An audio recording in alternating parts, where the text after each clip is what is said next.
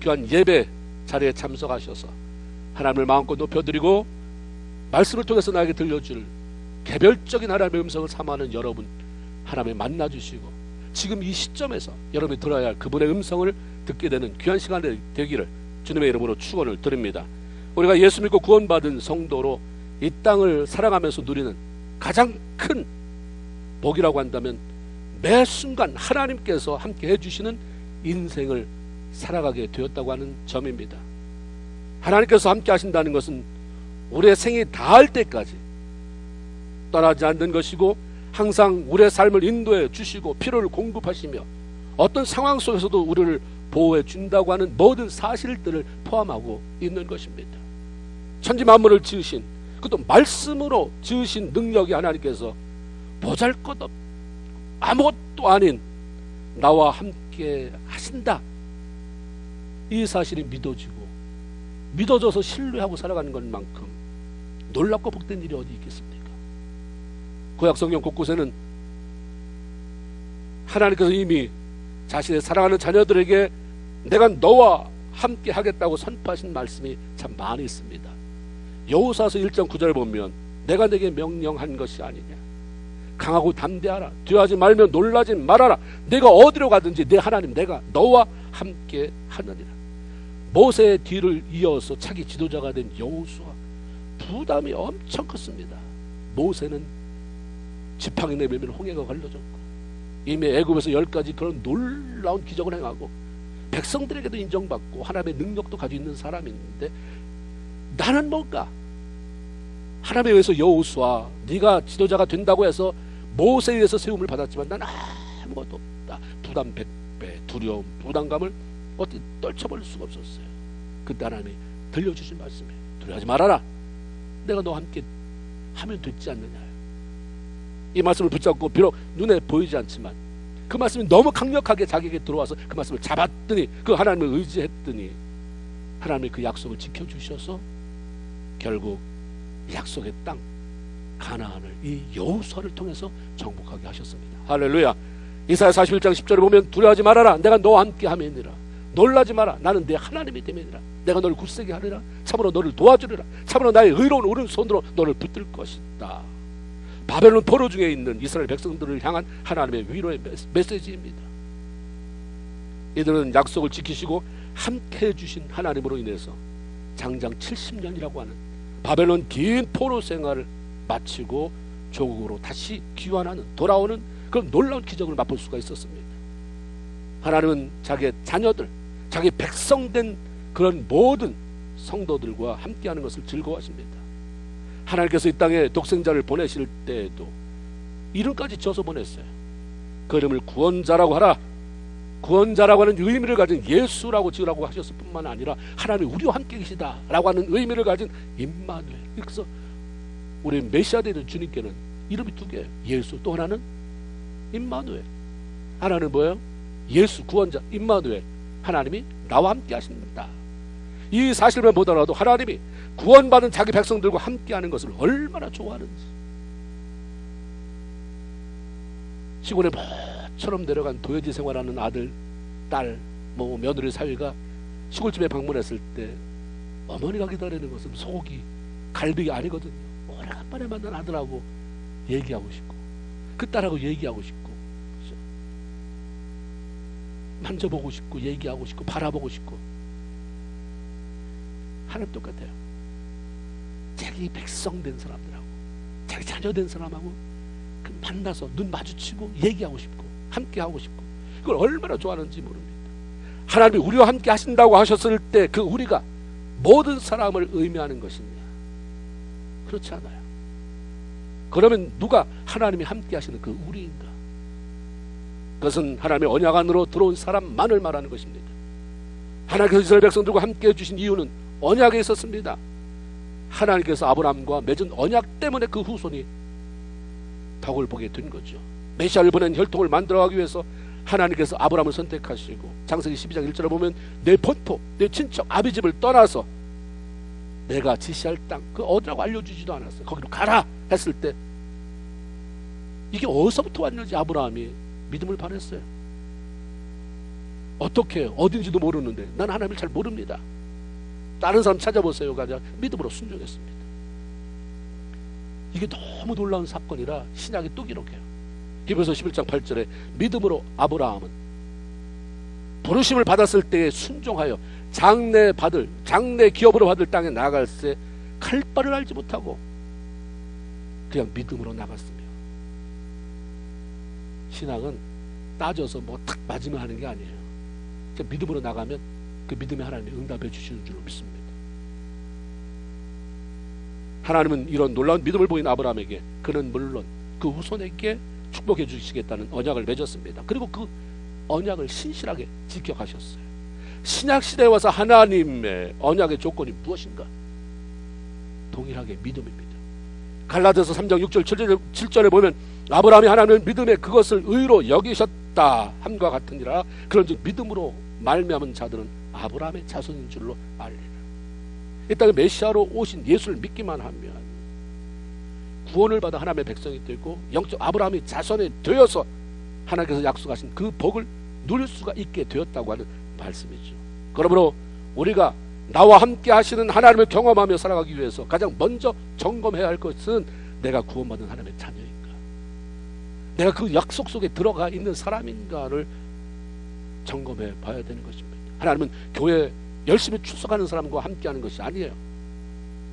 착하게 성실하게 살아가는 사람들과 함께하는 것이 아니고 다 필요하죠. 오직 예수 내 구주를 고백하고 구원받은 그분의 백성들과 함께 하시는 것입니다. 언약에 들어온 그 다음에 성실도 필요한 거고 우리의 열심도 필요한 건데 이거 없이 바뀌어버리면 열심히 했는데, 나 열심히 교회 다녔는데 왜 하나님은 왜 나는 외면하시지? 그런 회의가 들어오게 되죠. 나는 구원받은 하나님의 자녀인가? 그 구원으로 말미암은 하나님의 언약 속에 있는 사람인가? 야곱이 형 에서를 속여서 팥죽 한 그릇에 장자의 명분을 샀잖아요. 그리고 아버지를 속여서 형이 받아야 할 장자의 축복을 급기야 받아냈어요. 그리고는 형의 분노를 피해 외삼촌의 집 하란으로 향해 도망갔습니다. 하나님을 위해서 위대한 일을 하다가 핍박당해서 도망간 거 아니에요. 순전히 자기가 잘못한, 자기가 저질러버린 그 욕심으로 말미암은 죄, 그 속임, 그것 때문에 쫓겨가는 신세가 된 거죠. 부모를 떠나고 고향을 떠나서 낯선 땅을 향해 갈 때 그 마음이 얼마나 서럽고 외롭고 불안하고 두려웠겠습니까? 그 자기가 잘못해서 이 지경을 만들어 놨다는 것을 알았는지 차마 하나님을 찾을 수가 없었어요. 도와달라는 말을 꺼내지 못했어요. 근데 하나님이 먼저 만나주시잖아요. 야곱 이렇게 해주시면, 이 말은 하나님이 먼저 오신 다음에 자기가 한 얘기예요. 창세기 28장 14절을 보면 내 자손이 땅의 티끌같이 되어서 동쪽으로 서쪽으로 남쪽으로 북쪽으로 편만하게 될 것이다. 그리고 너의 세상의 모든 족속이 내 후손을 통해서 복을 받게 될 것이다. 28장 15절을 보면 내가 너와 함께 있어서 내가 어디로 가든지 내가 너를 지키고 이끌어 이 땅으로 다시 돌아오게 할 것이다. 내가 너에게 약속한 모든 것을 이루기까지 나는 너를 떠나지 않을 것이다. 이런 약속해 주셨어요. 이거 잘 말이 안 돼요.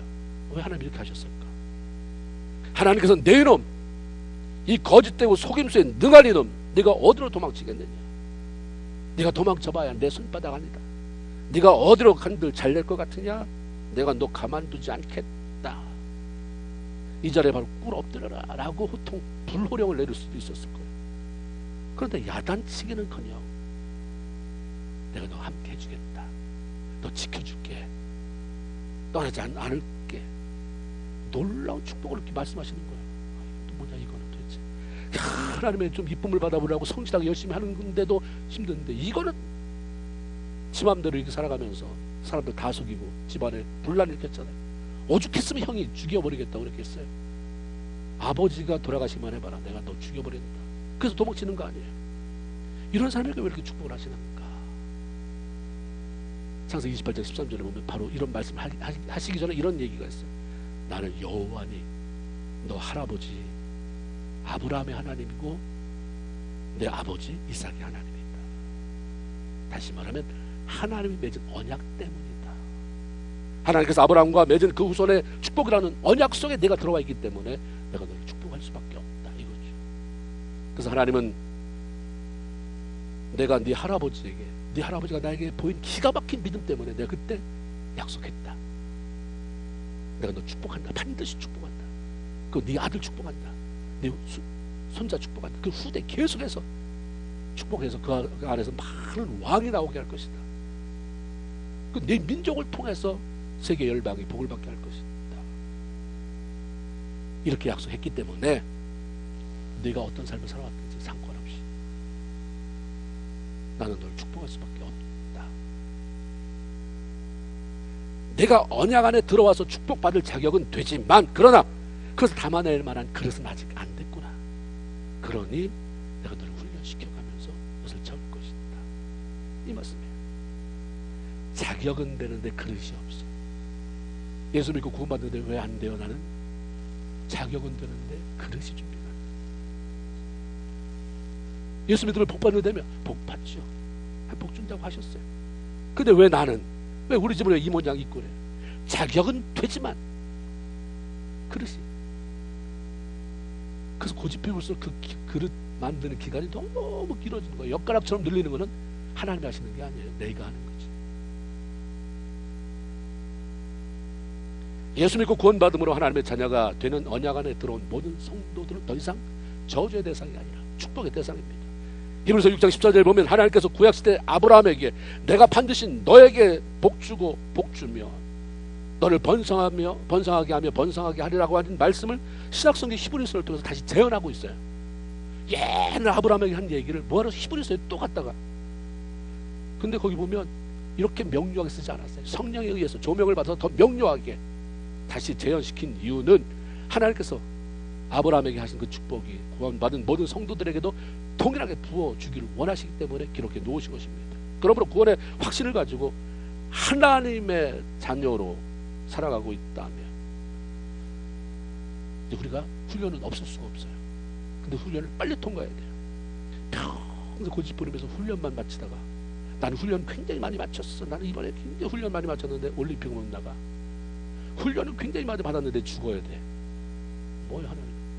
훈련을 왜 시킵니까? 하나님의 자녀답게 살아라. 훈련을 통과한 자로 마음을 넓혀서 그 축복을 마음껏 담고 축복의 통로가 되라고 하는 것인데 죽을 고생을 하면서 그냥 그렇게 지지고 볶고 예수 믿는데 하나님의 언약이 있는데 그렇게 살다가 하나님 훈련시키겠거니 그래서 훈련만 받다가 죽으면 내 인생이 뭐가 되냐 이거예요. 그래서 우리가 좀 생각해 봐야 돼요. 나에게 주시는 것 가지고 뭐 해야 되는가. 하나님께 갈 준비해야 되는 거죠. 끊임없이 환전하는, 이 땅에 있는 동안만 환전이 가능하니까 하나님 주신 것 가지고 내 시간도 천국의 시간으로, 내 건강도 천국의 것으로, 내 돈도 천국 화폐로 바꿔가는 거죠. 그래놓고 하나님 됐습니다 라고 가는 건데 맨날 훈련만 받다가 말면 얘 인생이 뭐가 되는 거예요. 우리는 나 하나님 훈련시키는 중, 그걸 맞습니다. 예수 믿는 사람은 다 OT에다가 훈련 중이라고 써붙여야 돼요. 그렇죠? 그래서 밑에다가는 작은 글씨로 그렇게 쓰세요. 불편을 끼쳐 죄송합니다. 훈련 중에는 그래. 근데 그 훈련을 언제까지 하는 거예요? 여러분 우리가 공사장 맨홀 고칠 때 보면 공사 중 빨갛게 크게 썼잖아요. 그리고 느낌표 하나 딱 그렇게 동그라미다 책 써서 일로 지나가지 말라고. 그래서 공사 중 불편 드려서 죄송합니다 이렇게 썼잖아요. 노란 편말 붙여놓고. 근데 어느 날인가는 없어져요. 왜? 공사가 끝났으니까. 근데 우리는 이거를 언제까지 달고 다닐 거예요? 10년 20년 죽을 때까지 공사 중이야. 그래서 내가 정말 하나님의 은총 가운데 당신에게 이런 것이라도 베풀 수 있어서 감사합니다가 아니라 불편 끼쳐서 죄송합니다. 불편 끼쳐서 죄송합니다를 평생 할 거냐 이 말이에요.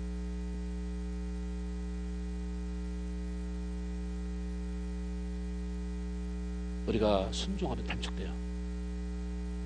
그래서 훈련은 짧게, 그리고 마음은 넓게, 그리고 하나님의 복을 누리고 그 삶을 나눠주는 그 축복의 통로로서 역할을 잘 감당하는 여러분 되기를 주님의 이름으로 축원을 드립니다. 하나님께서 야곱의 발걸음을 하란에서 외삼촌 집으로 옮겼는데 수많은 장소가 있었는데 왜 여기였을까? 물론 어머니 리브가의 친가이고 자기 오빠 집으로 그렇게 가게 한 것이지만 하나님은 야곱을 훈련시킬 만한 사람이 있는 곳으로 그걸 이끈 거예요. 야곱이 속이는 자인데 삼촌은 단수가 더 높은 속이는 자예요. 기가 막혀.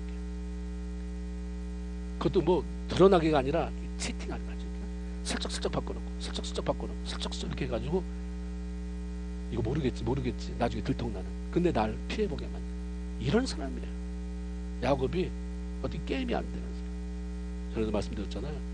내가 가지고 있는 문제를 통과하지 않으면 그 다음에 더한 것 만나서 훈련받게. 그래서 우리가 매 순간에 그 작든 크든 나한테 뭐가 걸린 게 있으면 통과해야 되는 거예요. 통과 부시고 나가서 통과. 예수의 이름으로. 내가 이거 지금 여기서 해결하지 못하면 다른 사람, 뭐 날 환영하는 사람은 어디 기다리겠습니까? 이 회사 더러워서 못 다니겠다. 다른 회사는 그 모습 그대로, 그 실력 그대로인데 거기에 무슨 100배 1000배 붙여서 나를 대단하게 환영하겠네 이 말이에요. 가면 또 문제를 느끼는 거죠. 3년마다 교회를 옮기거나 3년마다 직장을 옮기거나 3년마다 사업들을 옮긴다고 쳐보세요. 그 인생 3년짜리인 거예요.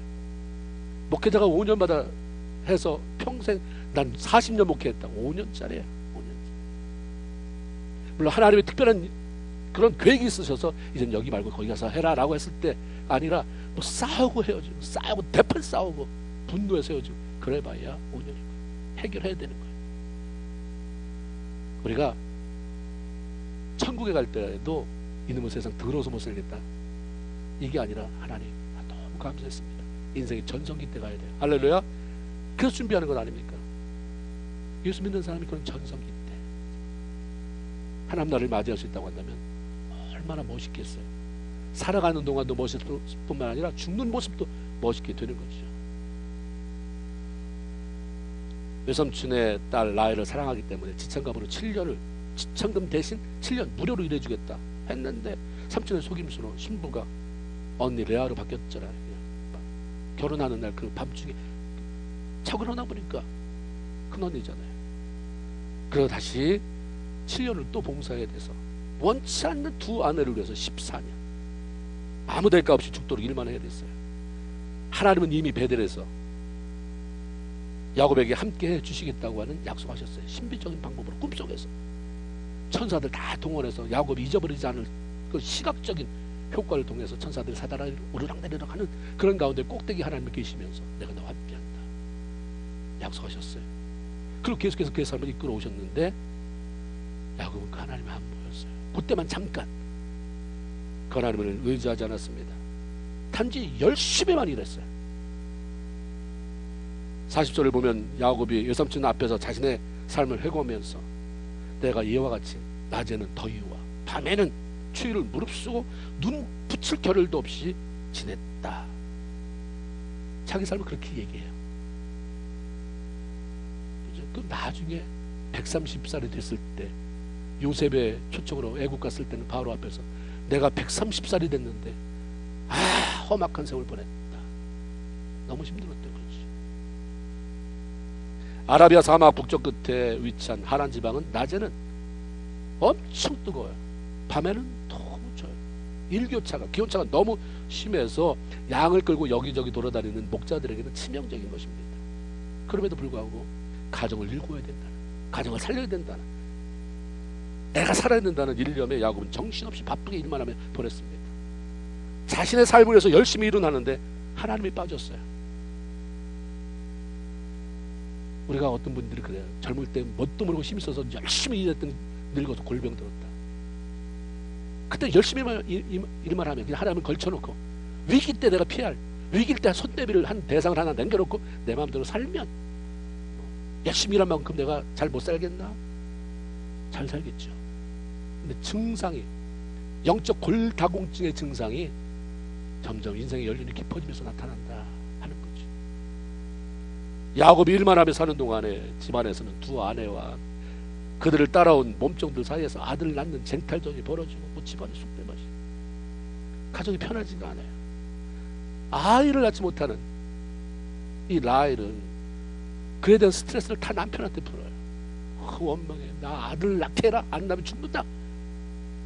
너 지난주에 자세히 봤잖아요. 너 나한테 애 낳지 못하게 하면 그게 자기 잘못인지 남편 잘못인지 어떻게 알아. 너 아이 못 낳게 하면 나 죽는다. 죽어버릴 거야 여기.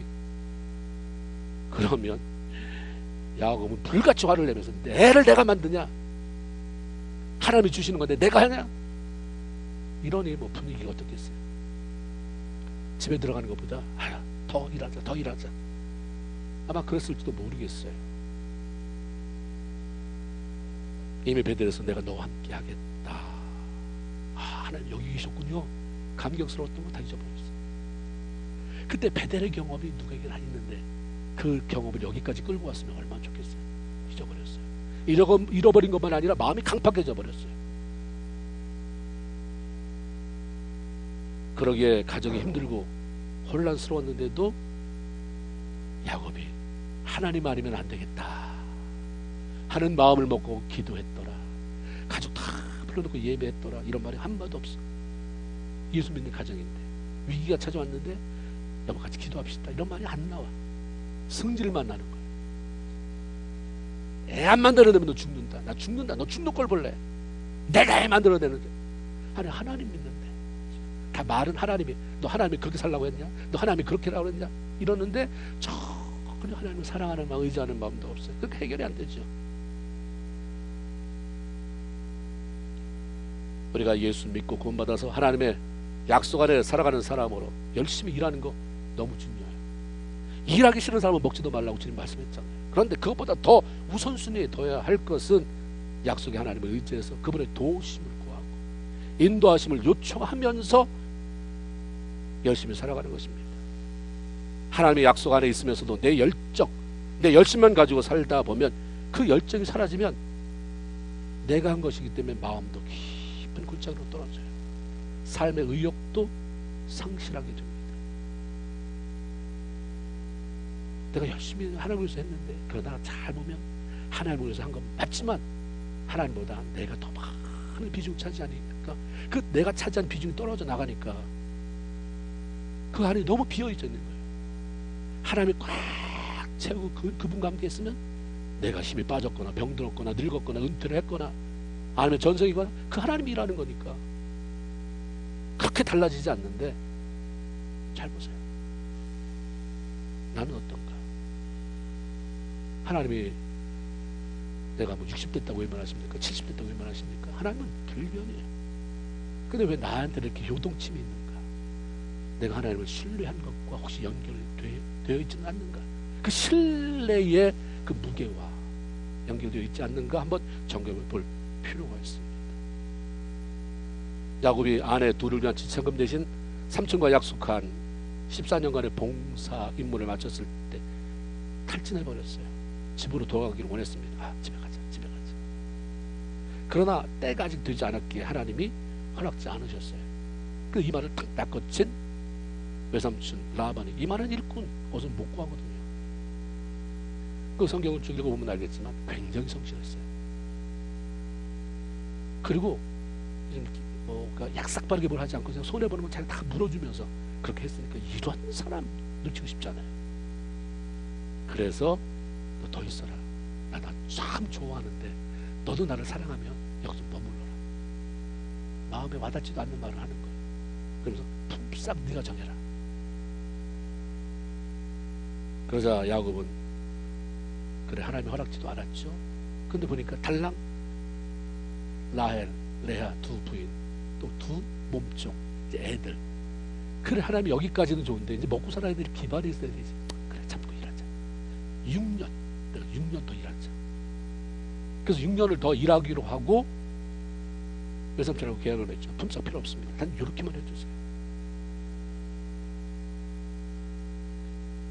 외삼촌의 양과 염소 중에서 점이 있거나 색깔이 거뭇거뭇하거나 아니면 아롱아롱 되는 거 이거 상품 가치도 없잖아요. 그리고 이게 뭐 많이 출생되는 것도 아니고 하얀 양과 하얀 양이 됐을 때 거기서 교배해서 까만 양, 점 있는 양이 나온다는 게 이 확률이 얼마나 되겠어요? 근데 그걸 달래는 거예요. 그 품삯으로 앞으로 6년 일할 테니까 나 그거 놔주세요. 이게 라반에 들을 때는 한편으로는 이 정신 나간 놈 아니야. 얘가 14년 동안 아주 일하다가 탈진하더니 정신이 어떻게 됐나 봐. 근데 한편으로는 또 너무 좋은 거야. 야, 요럴 때 만변하지 않도록 빨리 처리해야 된다. 그날에 다 처리해. 그날에 자기 아들들 들고 와서 야 빨리 갈라내라 다 갈라내가지고 그날 다 처리해가지고 아롱진 거 검은 거 그리고 점 있는 것을 한 3일길쯤 쭉 떨어지게 만들어. 절대로 섞여서 얘 좋은 일 시킬 수 없다. 그렇게 해서 시작이 됩니다. 근데 야곱이 선택도 이상하겠지만 그 다음에 방법이 이상한 거예요. 버드나무, 신풍나무, 살구나무. 성경에서 나오는 살구나무는 아몬드예요. 아몬드. 한국에는 그때 아몬드가 없었기 때문에 번역할 때 살구나무로 되어 있다고 그래요. 아몬드 나무예요. 그 버드나무 아시죠? 포플러 나무. 옛날 우리 버드나무 보면 저희는 버들피를 많이 불었잖아요.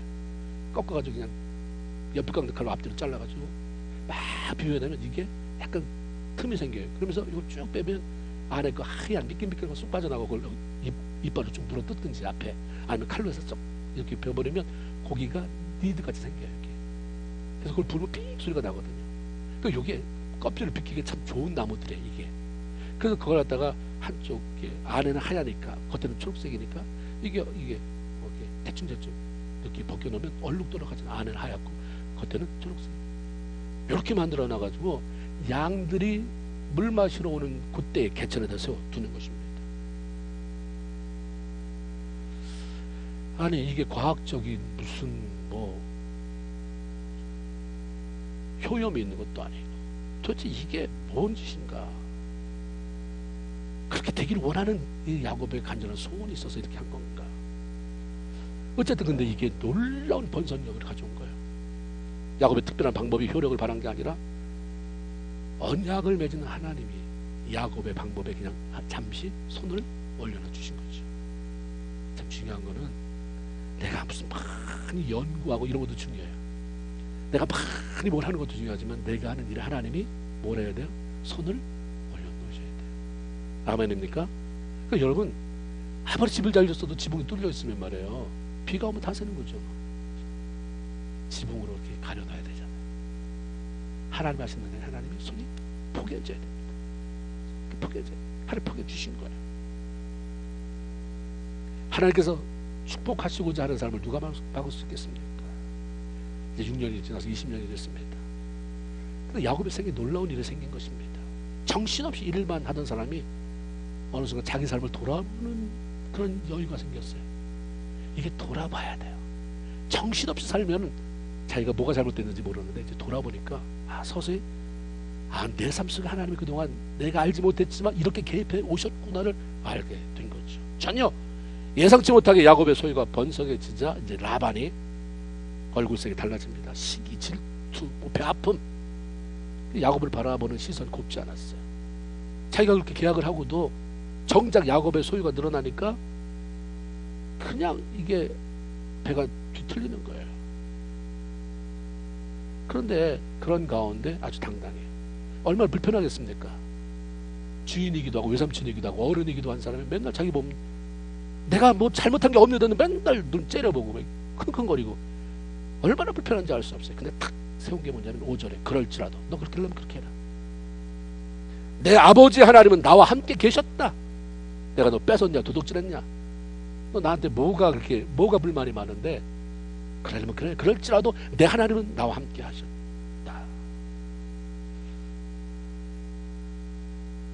하나님이 하신 걸 내가 어떻게 하라고. 이런 말이 나오기 시작하는 거예요. 자기 입에서 이런 말이 자꾸 나와요. 외삼촌의 아들들이 야곱이 자기 아버지의 소유를 다 뺏어갔다. 다 봤거든요. 어떻게 야곱의 재산이 증식되는지를 다 봤는데 자기 아버지 건 안 늘어가는데 자꾸 말라가는데 저놈의 것은 늘어가니까 뺏었다고 밖에 표현할 수가 없는 거예요. 비난해요. 그러니까 야곱이 뭐라고 말합니까? 그대들의 아버지가 나를 속여서 품삯을 10번이나 그게 딱 10번만이 아니라 여러 번을 말하는 거예요. 여러 번 변경하였느니라. 그러나 하나님이 그것을 막으사 그를 막으사 나를 해치지 못하게 하셨다. 너네 아버지는 내가 삼촌이라고 외삼촌이라고 부르는 그 작자는 수도 없이 속였지만 하나님은 나에게 손해가 미치지 않도록 때마다 간섭해 주셨다. 그래서 이 결과가 온 건데 어떻게 하라고. 하나님에 대한 마음이 자꾸 열려가요. 9절 보니까 하나님이 이같이 그대들의 아버지의 가축을 빼앗아 내게 옮겨줬다.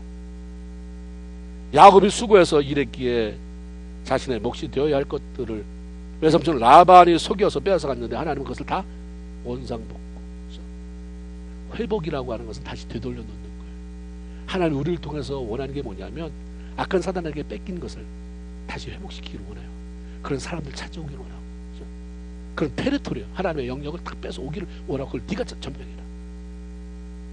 믿음의 사람이 선두주자, 앞서가야 돼. 앞서가는 사람이 누구냐에 따라서 너무 결과가 달라지기 때문에 하나님은 믿음의 사람들을 앞에 세우기를 원하는 거예요. 잘난 척하라고 하는 게 아니라 내가 너에게 지시한 대로 너 방향 잘 잡아라.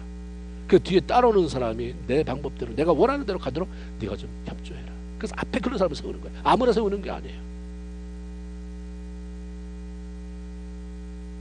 하나님이 야곱의 입을 트셨어요. 그래서 나 된 것이 우연이나 아니면 내가 열심히 밤낮으로 그 일을 해서 된 것이 아니라 다 하나님의 은혜 때문이었다. 이 사실을 깨닫게 된 거예요. 이게 이제 은혜가 들어가는 거예요. 아, 나 된 것은 다 하나님의 은혜다. 그렇죠? 하나님의 꿈으로 이러니까 이제 계속 쏟아져 버려져요. 이게 입으로 나오니까 이제 하나님의 연계를 여러 가지 시작하면서 꿈속에서 나타나요. 라반이 내게 향한 모든 것을 내가 보았다. 이런 말씀을 들려줘요. 이걸 통해서 하나님은 아셨구나.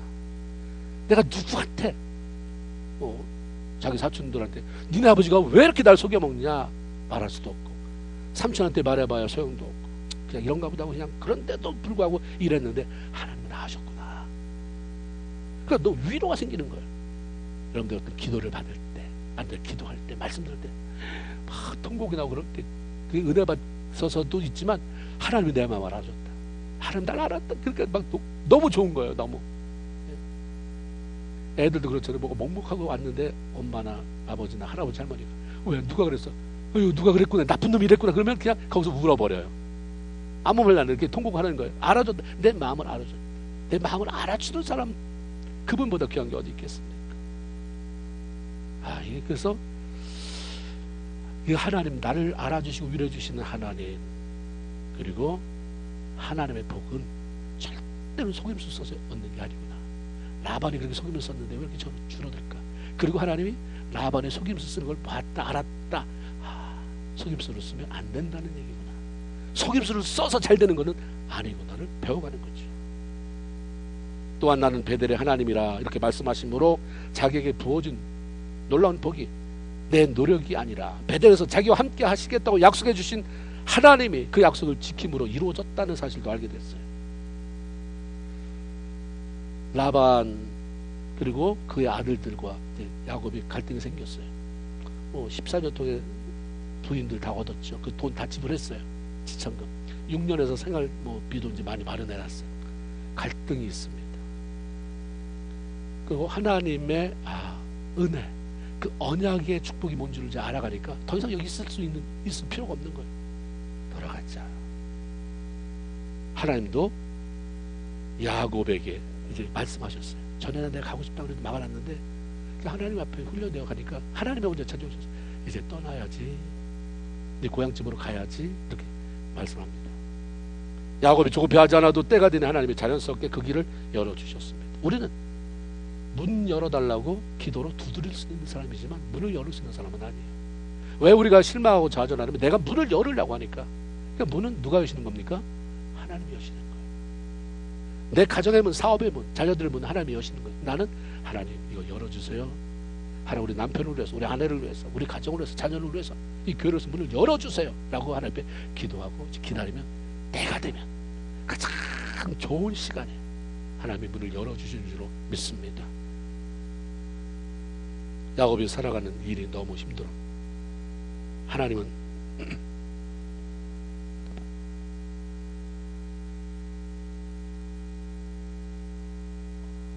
하나님 말은 했지만 별로 깊이 그 안에 들어가지 못했지만 변함없이 약속을 지켜주셨어요. 변함없이 야곱을 살펴주셨습니다. 그리고 마침내 야곱으로 하여금 그 하나님의 그 언약을, 약속을, 그 축복을 깨닫게 하셨습니다. 전국 목회자 간증 그 수기 공모전이 있었어요. 근데 그때 금상으로 그렇게 채택된 그 1,000만 원 고려했는데 그때 그분이 이덕진 목사님이라는 분입니다.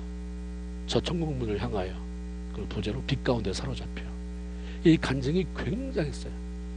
많은 사람에게 도전도 주고 영적인 동기부여도 하고 성도들뿐만 아니라 목회자들에게 이분이 어느 날 전화를 받았대요. 전화 왔는데 아버지 목사님이시죠?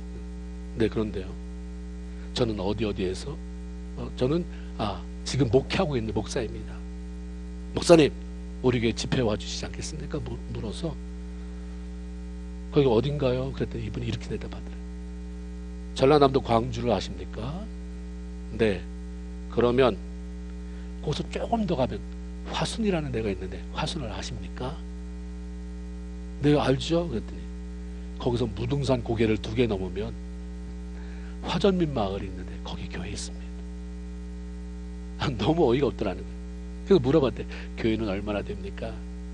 좀 머뭇가더니 5명이요. 어떻게 5명입니까? 저랑 제 아내랑 아들과 딸과 외부인 1명. 아니 5명 놓고 그 먼 거리에서 나를 오라고 어떻게 이렇게 초청할 그런 마음을 가지셨습니까? 그런 기분이 오히려 목사님, 강사로 오시는 분이 하루 전에 오셔서 전도해 가면서 집회하면 되지 뭘 걱정입니까? 라고 말을 하더라는 거예요. 일단 기도해보자 그러고서 일단은 끊었대요. 그래서 이제 기도하는 하나님 이런 말이 이제 그걸 잊어버리려고 생각한 거죠. 그래서 이제 막 기도하고 교회를 위해서 기도하고 교회를 위해서 기도하는데 갑자기 자기가 기도하는 게 딱 스탑되면서 전라남도 광주를 아십니까? 화순을 아십니까? 무등산을 아십니까? 자꾸 떠오르는 거예요. 계속 자꾸 떠오르는. 그래서 자기가 전화번호만 남겨놓으라 그랬대요. 전화번호만 두면 내가 이따 기도해보고 연락드리겠습니다 했는데 그걸 며칠로 계속되니까 이거 하나님이 가라고 하는 뜻인가 보다. 그래서 본인이 이제 전화를 다시 했어요. 네, 가겠습니다.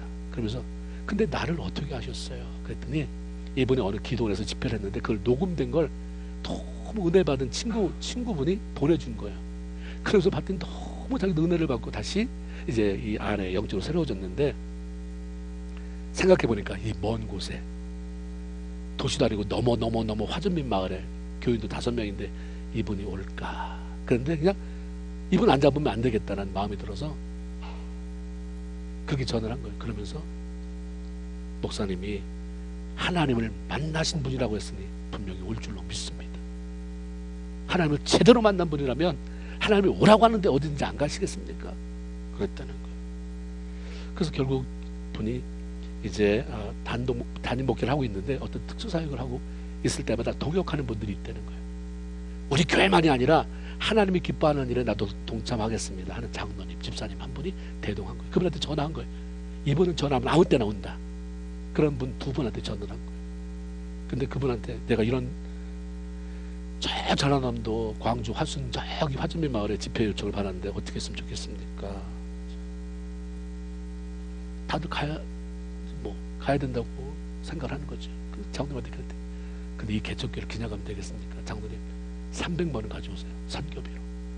빈손으로 가지면 그러니까 이분이 정말 자기네 장도도 아니라는 거예요. 근데 자기네 교회에 헌신된 사람이 아니라 하나님께 헌신된 사람이에요. 자기네 교회에 헌신된 사람은 그게 끝이에요. 그런데 하나님께 헌신된 사람은 평생이죠. 평생. 하나님이 기뻐하는 자라면 어디든지 그 물건을 바로바로 싸가지고 간 거예요. 그렇죠?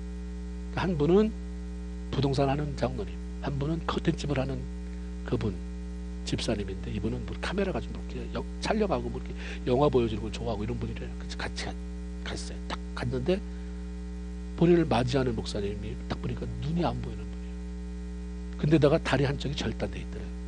깜짝 놀랐다는 거예요. 목소리는 이렇게 우렁찬 분이 눈이 안 보여. 다리가 절단돼 있어요. 들어오시라고 하면서 자기 얘기를 하더라고요. 놀라셨죠? 나는 광주에서 제법 큰 교회를 목회하고 있는데 이게 어떤 증상도 없이 하루아침에 실명이 된 거예요. 눈이 안 보이면서. 그래서 처음에 며칠은 누가 옆에 집사님이나 누가 성경 본문을 읽어줘. 여기 마태복음 몇 장. 그럼 읽어주면 그 말씀 가지고 이렇게 그냥 설명을 한 거예요. 설교하고. 이게 며칠 되다 보니까 교회에서 분란이 일어난 거예요. 저런 맹인 목사를 모시고 어떻게 우리가 목회를 계속할 수 있느냐. 한편에서는 저런 맹인들 목사님을 쫓아내면 도대체 누가 모신단 말이냐. 이래가지고 둘이 대립이 된 거예요. 우리가 그래도 하나님을 믿는 사람인데 모시고 있어야지. 아니다. 우리가 뭐 지금 그런 거 사정 받을 때냐. 너무 매몰차더라는 거예요. 그래서 한번 목회자의 양심으로 내가 빨리 나가야 되겠구나. 그래서 저희가 사퇴를 하고 퇴직금을 받아가지고 나왔다는 거예요. 그러면서 다시 자기는 자기를 따라주는 줄 알았더니 결정적인 순간에 이렇게 하면서 사람에 대한 회의가 너무 올라오니까 두 번째 목회에 대한 그동안 내가 뭘 했나, 사람이 도대체 뭔가, 그러면서 그 퇴직금 받은 걸 주머니에 넣고 이제 가다가 택시를 잡아 탔대요, 광주에서. 그래서 그분한테 돈은 달래는 대로 줄 테니까 여기서 빈집이 많은 동네, 사람의 인적이 드문 곳에 날 좀 데려다 주세요. 그랬더니 이분이 돈은 뭐 있는 대로 준다니까 좀 멀어도 괜찮아요? 아무데나 갖다 달라고 그랬더니 데려온 게 여기 화전민 마을이에요. 거기다 데려다 주고 그냥 갔대요. 자기가 동네 사람 불어서 여기 빈집 빌릴 때 있으니까, 그래서 빈집을 이제 빌려서 사람 시켜서 깨끗하게 한 다음에 여기다가 담요 한 장하고 그다음에 주전자, 크면 클수록 좋으니까 주전자에다 물 가득 채워서 여기다 갖다 놔주세요.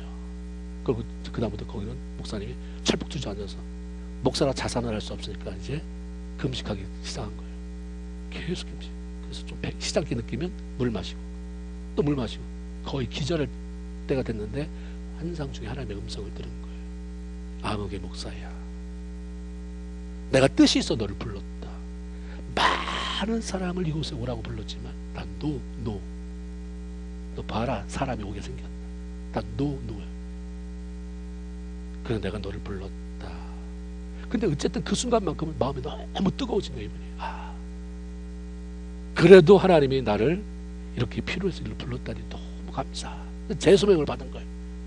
그래서 그냥 그 자리로 뛰어나가서 그 동네 전도하러 다닌 거예요. 막 다니면서 예수 믿으세요, 예수 믿으세요, 예수 믿으세요. 근데 맹인 목사가 뭐 하니까 너나 잘 믿어가 돼버린 거예요. 근데 애들만 쫄망쫄망 따라와서 애들만 15명이 모였대요. 그래도 그 집을 하나 산 거예요. 빈집을 하나 사서 거기서 목회를 하는데 3년이 지나도 어른들은 한 명도 거기를 마당들도 안 밟는 거예요. 애들만 오는데 지친 거예요. 어느 날 사모님하고 애들이 광주 시내로 일보러 갔을 때 마을에 앉아가지고, 하나님, 최선을 다해서 3년을 내가 이렇게 했는데 어떻게 너무하십니다, 애들만. 그 여기 오래 있어봐야 뭐 비전도 없고. 그러고 있는데 이 마루, 자기 걸다니 마루가 무너진 거예요.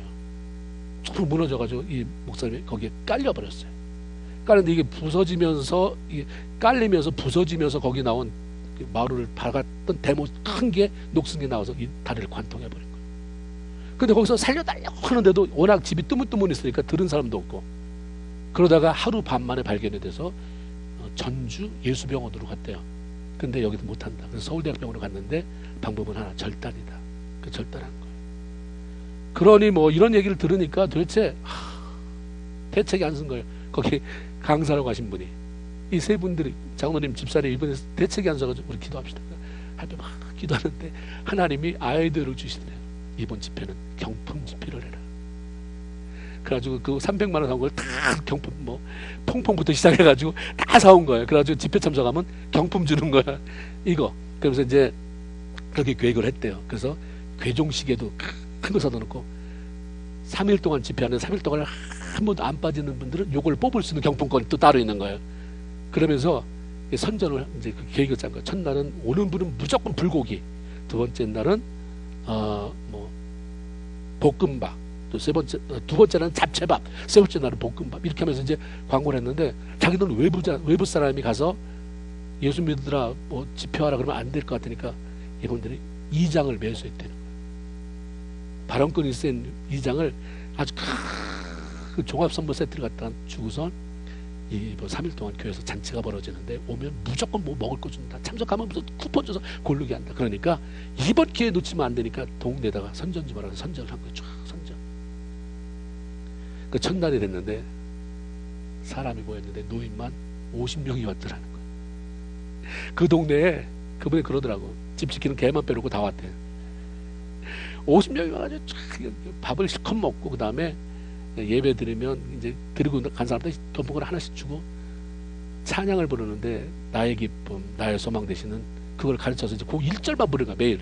그 찬양을 열심히 부르면 2개 경품권. 내일 다시 오시라고 그랬더니 이분들이 너무 걱정하지 말라고 그러는데, 그 다음날 왔는데 55명이 왔대요. 55명이 왔어. 근데 이분이 참 지혜가 있으셨더라고요. 이런 분을 놓고 다 노인들이고 이런 분들 무슨 집회를 할까. 그래서 첫날은 자기가 잘 아는 분을 연락해가지고 오라고 했는데 그분은 간질병에 걸렸다가 치유된 분이에요. 자기 친구라고 그러시더라고요. 그분은 너 간질병 난 얘기해라. 그 간질병 난 얘기를 했는데 사람들이 마음이 열린 거죠. 두 번째는 그 따라왔던 같은 하는 분이 그 집사님이 영상을 보여줬는데 그게 이기풍 목사님 제주도 선교에 대한 그 선교 영상을 보여주는 사람이 마음이 확 열렸어요. 찬송도 열심히 부르고 또 다시 쿠폰 다 나눠준 거예요. 그 세 번째 날에 이제 목사님이 그래도 부흥의 강사로 왔으니까 집회를 해야 돼서 이제 복음을 전하는 거예요. 전하고 있는데 그때도 찬양을 좀 부르고 말씀드려야 되겠다 그래서 나의 기쁨 나의 소망 되시며 이거 약 이제 첫날부터 불렀으니까 사람들이 잘 따라하는데 어떤 할머니가 손을 들더니 목사님 이제 그 찬양 부르지 말고 이제 딴 것 좀 부릅시다 그러더라는 거예요. 그래서 그분이 그 목사님이 아니 다른 찬송 아는 거 있어요? 그랬더니 있고 말고요. 뭐 아십니까? 그랬더니 지저스로 모습이 어떻게 되죠? 예수 사랑하심은 거룩하신 이걸 안다는 거예요. 그럼 다 거기 있는 사람 많이 부르는 거예요. 그래서 어떻게 이 찬양을 아느냐 그랬더니 거슬러 올라간 간증을 하는 거예요. 70년 전에 미국에서 온 선교사가 말 타고 들어왔대요. 70년 전에. 근데 자기들이 주일학교 어른이었는데 이분이 그냥 복음을 전하는데 말도 잘 안 되지. 근데 어른들이 다 또 거기다 서양 코쟁이라고 그래가지고 이제 막 하는데 애들은 신기한 거 반 뭐 호기심 반 해가지고 따라왔는데 그때 자기가 주일학교 어린이였다는 거예요. 그때 선교사를 통해서 배운 찬양이 그분 너무 많이 가르쳤겠어요. 한국말로. 그러니까 이 미국의 아이들이 잘 부르는 것 중에 하나도 지저스 러브스미잖아요. 예수 사랑하심. 너무 불렀더라. 너무 잘 불렀더라는 거예요. 그 찬양을 했더니 이분들이 오래간만에 이제 터진 거예요. 이게 이 찬양에 이게 터져가지고 1시간 반을 그 찬양을 반복했다는 거예요. 그리고 기도했는데 성령이 임한 거예요. 그 노인들만 모였는데 노인이라고 성령이 피해가십니까? 노인들만 55명이 모였는데 거기 성령의 역사가 일어난 거예요.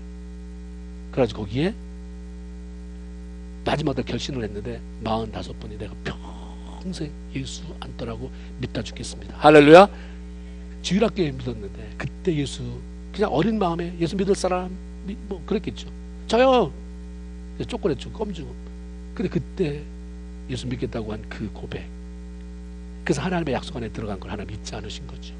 70년 저들을 죽기 전에 구원해내야 되는데 자꾸 사람을 보내도 안 가는 거예요. 자기 인간적인 생각. 그 하나님 마침내 그러더래. 그 목사님한테 이제 은혜를 받았는데 그분한테 하나님이 용도 변경해서 당신을 사용하셨다. 이렇게 돼가면서 제가 이 얘기를 들으면서 참 하나님은 참 이런 분이구나. 하나님을 만놀이 여기지 말아라. 네 수준의 하나님을 바치지 말아라. 70년이 지나도 그때 고사리 같은 손으로 이분들이 어릴 때 잠깐 다녔다 말하기 때문에 헌금이 뭔지를 모르는데 너무 교회에서 얻어먹은 게 많으니까 부주돈을 가져왔대. 봉투에다 봉투를 탁 하나씩 가져와서 이거 좀 맨날 얻어먹기만 해서 미안해서 부주 가져왔는데 그걸 헌금으로 받아서 하나님이 축복해 주시고. 하나님 이런 분이에요.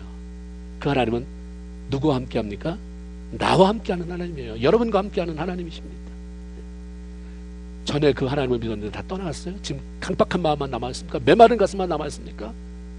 여러분은 메마를지 몰라도 하나님은 여전히 눈물을 흘리면서 기다리고 있어요. 그렇게 해서 일하시는 거예요. 어느 때만 기다리는 거죠. 나와 함께 하시는 하나님만 생각해도 얼마나 우리가 뭉글뭉글해집니까? 그 하나님은 죽은 하나님이 아니에요. 살아계신 하나님이고 관망하는 하나님이 아니라 나를 지켜보시고 내 삶 속에 관여하시는 하나님. 그 하나님 때문에 매일매일 승리하는 삶이 되길 주님의 이름으로 축원을 드립니다. 아멘. 기도합시다. 잠깐